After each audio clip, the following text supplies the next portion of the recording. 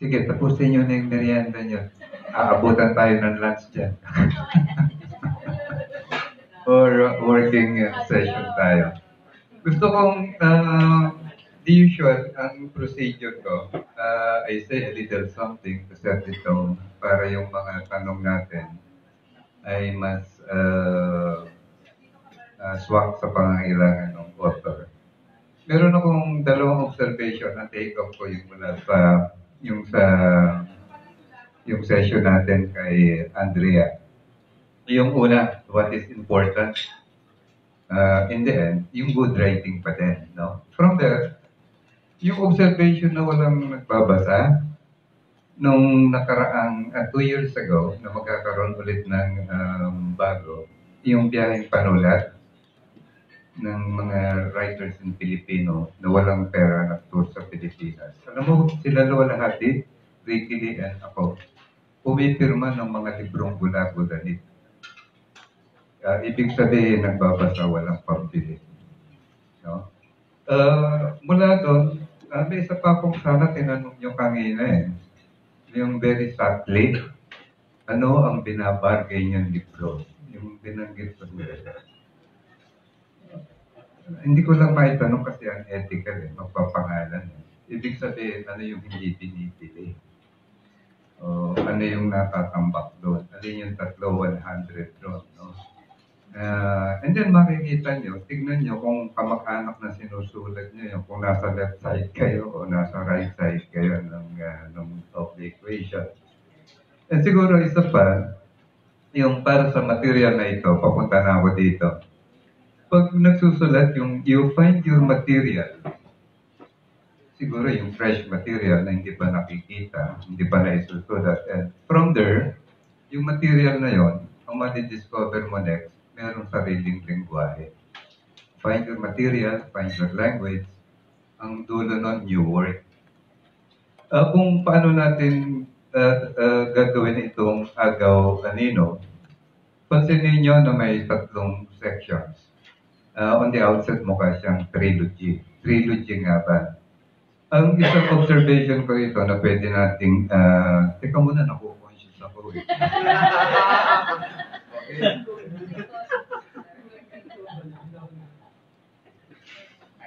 Okay. Okay. Yung kanyang, yung ini-negotiate natin dito, yung generation nyo, nasa end of printer, and maybe we might as well consider what would be the next literary form that is evolving right now, yung mga ganon. So gusto kong tignan ito yung work in transition, meaning papunta sa multimedia. Tapos yung project niya na makikita naman natin dito, yung from realism to postmodernism. So kaya yung natutuwa ako sa 3 project niya. Kung titignan ko siyang trilogy, hindi ko siya maintindihan. So paano ko siya titignan? Ito yung kanyang yung title ko na yung From Realism to Postmodernity and the Possibilities in Between. Gusto kong ganito tignan yung project na to. Halimbawa, yung YA, medyo discuss na ni Andrea kanina yon. Yung bang YA ay dapat cute lang. Yung bang YA hindi pwedeng maging kakaiba. Yung dito, yung mga possibilities, nakita ko mula sa trilogy, pwede rin itong novela, may sling novela. Pwede na itong gawing anime. Pwedeng gawing graphically. Tingin ko in the next 5 years, yung mga kwento, iikli yun eh. Tapos, nakikita ko na eh, yung mga stories sa Facebook, pakikialaman ng writer yan. Some other time, yung short story, hindi na siya print, gumagalaw na. Tapos may subtitle. Dito nakikita ko yun, yung mga ganon. Kaya ako sinama yung graphically, kasi artist naman si Eric. Tapos pag binasa mo naman ito, very visual. Nasa Channel 7 siya, pwede nyo rin gawin itong film. Kaya lang yung film niya, hindi na ito yung traditional film yung nakikita natin na yung ginagawa nila. So, uh, yung binanggit ko na pang Facebook din, ito. So, ito yung mga possibilities na gusto kong i-explore natin. Ang pagka nag-comment na kayo, maybe it would be helpful kung sasabihin nyo I am discussing yung project number 1, which is yung una. Iba kasi yon, pag tumalong ka, yung mula sa bahagi ng huling operasyon. Iba kasi yon, pag pumunta ka doon sa kanyang attempt na collection ng yung anthology ng short stories, na ibang-iba yung estilo nung una sa huli, at yung panghuli, film naman yung attempt. Kasi pag hindi natin iliwanag, pag in-address na ito yung concern ko, I'm discussing only this section of his project, makakataranta. So with that, ang una kong hihinga ay si Angela. Sino ba yung... Si Jane pala ang aking... Akala ko, Angela, ikaw yung kapartner ko. No? So, sorry layo mo kasi Si Jane ang unang siguro pakinggan natin. Ano yung masasabi ano na kaya ang definition nyo sa mga sinabi ko? Ano na yung writing sa point of view ng your generation? So, Jen, take it away. Hi, Eric. I had to reread this kasi nung una medyo na-stress ako kasi nga naka-assign sa akin ng Filipino. So, hindi ako, like I said, nung unang araw, hindi ako sanay ng Filipino yung binabasa ko. Although I think this is... Actually, please do not advertise that you don't read in Filipino. Paano kung sabihin ko I don't read your words? Would you love it? No? The more languages you know, why not? Ako kahibal, ako maghambal sang Ilonggo. O ano yun? I know putang ina in 20 languages. Very important. No? Kasi, let us read each other. Nobody will read us after all. New Yorkers would always read writers from New York, not us. Charles Ong would try to read Filipino. I read all the works of Charles Ong. No, yung huli, hindi niya pa ako binibigyan eh. No, pag may pa kayo, pagka konti na nga lang tayong manonood ng Pilipinas, sinahati pa, no? Gusto mo, kita basahin. Ikaw din. Okay, light na. Sorry, Jay. Hindi naman kasi, sir, yun yung may background kasi na kaya medyo hirap ako with regards to Filipino. Saan ba pinanganak? Dito po, pero in-insist, pero sir kasi, in-insist po kasi ng parents ko na English yung una naming lingwahe. Paano ka sumasakay ng jeep? Nakakasakay naman po ako ng jeep. Nakapag-adjust naman po ako after all. So, ayun po. Love you.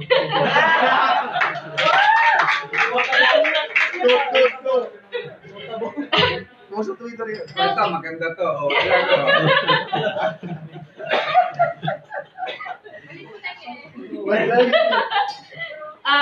So, kailangan ko munang tanggalin yung initial reaction ko about it so that I could clearly see yung gawa mo.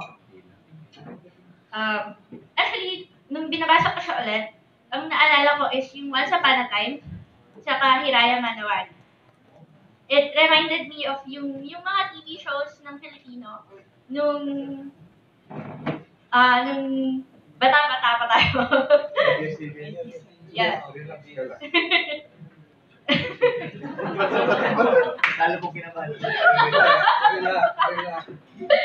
So, ayun. Yun nga, dahil reminiscent siya ng mga palabas na yun, I actually enjoyed it. Kasi yun nga, nanonood naman din ako nun when I was a kid. It's a really nice work. Yun nga lang, may things ako na medyo na ano ako, na-confused ako. Like, for instance, yung dun sa last part. Although, I'm guessing yun naman yung intention na tawag dyan, hindi mo malaman kung sino talaga yung namatay. Someone actually told me na baka ang nangyari is, kaya nagkaroon ng parang may ganung confusion. Merong movie daw na kaya nagkaroon sila ng confusion which one, kung sino yung namatay, is nandun sila sa isang place na yon and they, parang dahil silang dalawa lang yung nandun sa place na yon, parang nagkaanohan sila na kung sino ba sa kanila talaga yung namatay. One of them saw the other die, pero hindi clarify kung sino nga. Medyo confusing lang siya, although, yun nga, I'm guessing that was the intention. Yung kay Tasho, actually, natuwa ko dito sa kwentong usapang lasing thing.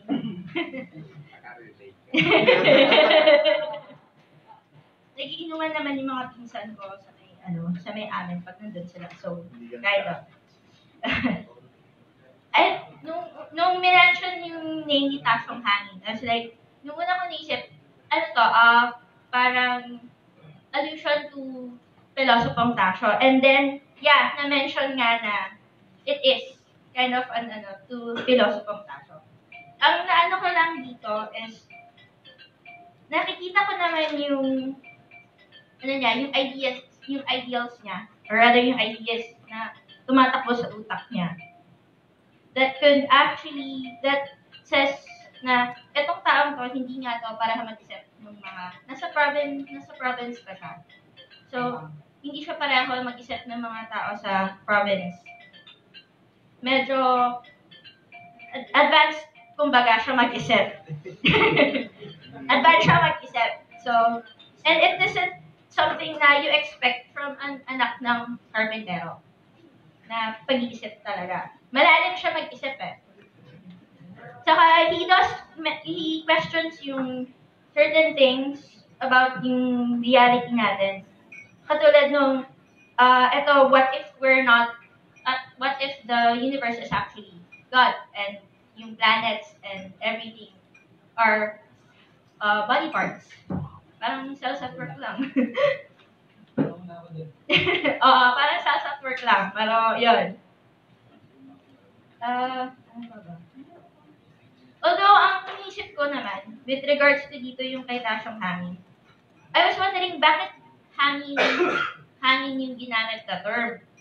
Kasi, when I use hangin with regards to describing a person, ang inisip natin is, equated siya with yabang eh. Not with seeming insanity. Parang, ay, yan, puro hangin, puro ganito, puro yabang, puro ere. Wala namang actually pinagmamayabang. So, I was thinking siguro something else instead of, yun nga, instead of hanging. Kasi medyo weird siya for, yun nga, seeming insanity. And I was wondering kung, kasi sabi dito sa synopsis, sa outline, yun sa excerpt na to, last part ng Tashong Hangin yung nandito. I was actually wondering kung Tashong Hangin actually thinks this way even if he isn't drunk. Para, kasi may times na, bakit kailangan usapang lasing para lang mailabas niya yung deep thoughts. Kasi some people, lumalabas yon nga lang talaga kapag lasing.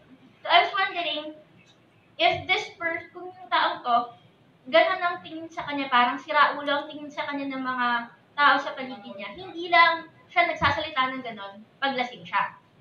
Gusto kong makita yung instances na ganito yung philosophy niya, yung ideals niya, na hindi siya lasing. Kasi parang, if he is seen as the town crazy or something to that effect, kailangan, parang pag normal siyang, hindi siya inebriated, may siya.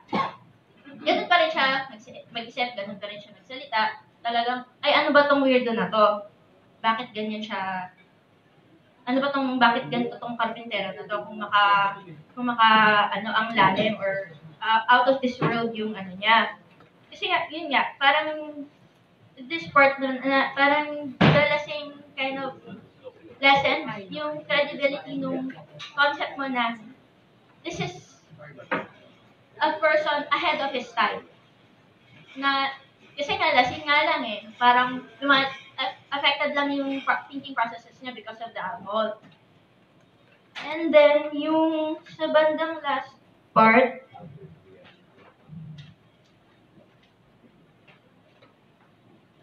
medyo naaliw ako dun sa shortcutin para magkasya sa limitadong spasyo ng memorya. Yung para siyang naka-text. Text, ano siya. It was pretty cool. And I really like yung paragraph na, at kailan ka nga naman paniniwalaan ng iyong papa? Kapag nakasabit sa dingding mo ang laminated na resibo ng iyong pinag-aralan, kapag may titulo kang iginawan na kung anong samahan ng katulad mo ring tao. Parang he's asking, ano yung kailangan mo, ano yung magiging rason para pakinggan ka, paniwalaan ka ng ibang tao? Ano ba yung kailangan mo